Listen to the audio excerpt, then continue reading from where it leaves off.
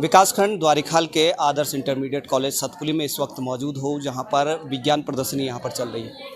यहाँ पर विज्ञान प्रदर्शनी के दौरान जूनियर और सीनियर वर्ग द्वारा विभिन्न प्रकार के मॉडल यहाँ पर तैयार किए गए थे, जिनमें क्रियाकारी मॉडल भी थे। यहाँ पर हमारे साथ ब्लॉक प्रमुख द्वारिखाल महेंद्र सिंह राणा जी यहाँ पर उपस्थित है मुख्य अतिथि के रूप में। कि विज्ञान प्रदर्शनी जो विकासखंड स्तरीय ये प्रदर्शनी है, यहाँ पर किस तरह की प्रदर्शनी थी और कैसे कैसे रहा। सबसे पहले खंड शिक्षा अधिकारी मेरे साथ हैं, उनसे जानेंगे सुरेंद्र सिंह नेगी जी से कि जो ब्लॉक स्तरीय विज्ञान प्रदर्शनी थी, किस तरह की प्रदर्शनी आज यहाँ पर रही और बच्चों के जो मॉडल थे किस तरह के मॉडल थे। जी, यहाँ पर विज्ञान संगोष्ठी में दो तरह के जूनियर और सीनियर वर्ग की जो एग्जीबिशन है, साइंस एग्जीबिशन, और उसके अलावा नाट्य। तो इसमें बेसिकली जो प्रदर्शनी है, दोनों तरह के मॉडल भी हैं और लाइव आपका जो है वर्किंग मॉडल भी है। तो जूनियर और सीनियर दोनों वर्ग में है और बच्चों ने बहुत अच्छा प्रयास किया हुआ है। और इसके अलावा नाट्य, कुछ नाटिकाएँ भी हैं। नाटिकाएँ मुख्य रूप से इस बार जो नाटिकाएँ हैं वो हेल्थ इशू पर हैं और दूसरा मोटा अनाज, श्री अन्न, मिलेट्स। तो इन दोनों पर जो है ये पूरी विज्ञान संगोष्ठी जो है इन पर आधारित है। यहीं मुख्य अतिथि के रूप में मेरे साथ ब्लॉक प्रमुख द्वारिखाल महेंद्र सिंह राणा जी भी उपस्थित हैं यहाँ पर। उनसे जानेंगे कि लगातार जैसे कि बोला जाता है कि सरकारी विद्यालय के छात्र छात्राओं में उस तरह की प्रतिभाएं नहीं होती है।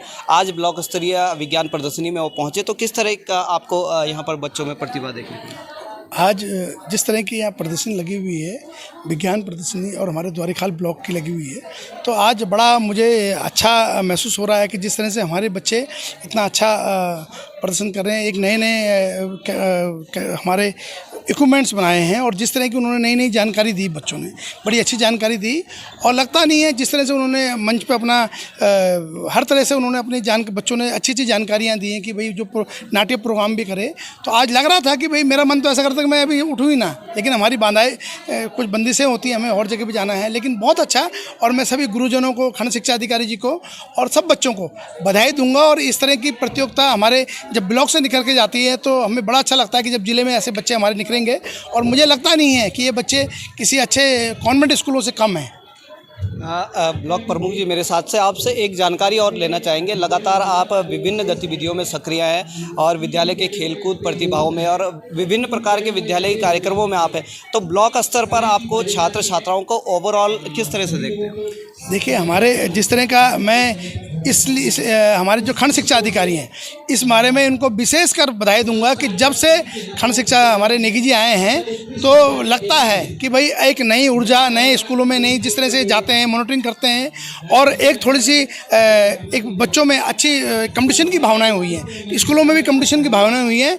तो आज हमारा जो ब्लॉक का स्कूल लेवल है, जो सारे अच्छे स्कूल अच्छा प्रदर्शन कर रहे हैं और मुझे लगता है कि आने वाले भविष्य हमारा ब्लॉक प्रदेश में नंबर 1 आएगा। और हमारे साथ इस कार्यक्रम के जो संयोजक विद्यालय के प्रधानाचार्य हेमचंद केसवाल जी भी हैं।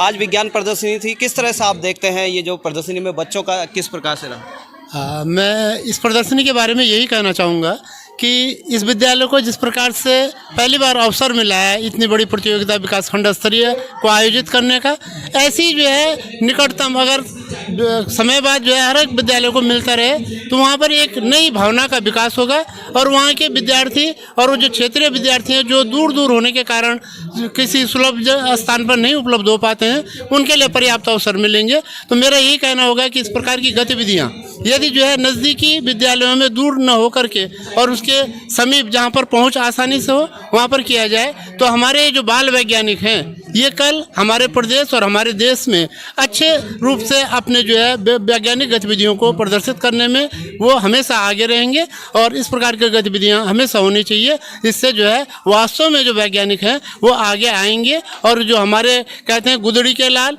या जो इन अभावग्रस्त क्षेत्रों में रह जाते हैं वो अपने जो प्रतिभाएं हैं उनको प्रदर्शित करने में सक्षम होंगे। तो मेरा यही कहना है कि इस प्रकार की गतिविधियां हमेशा आयोजित की जाती रहनी चाहिए। दूरस्थ छात्रों की प्रतिभा को निखारने के लिए सरकार द्वारा बेहद ही अहम सराहनीय प्रयास किए गए हैं। लगातार इन तमाम गतिविधियों पर हमारी नज़र रहेगी। मनीष कुशवाहा, स्वतंत्र खबर, सतपुली।